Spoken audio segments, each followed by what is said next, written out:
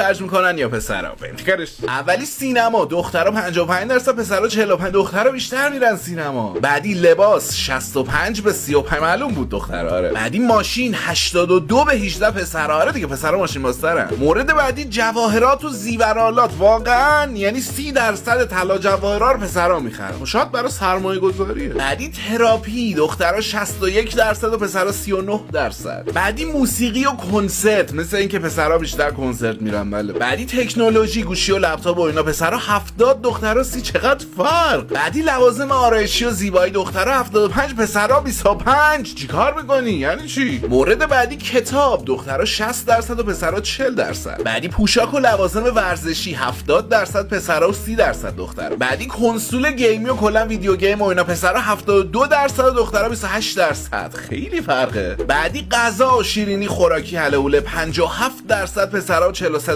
دختره. و مورد آخر سفر، از قرار معلوم پسرها بیشتر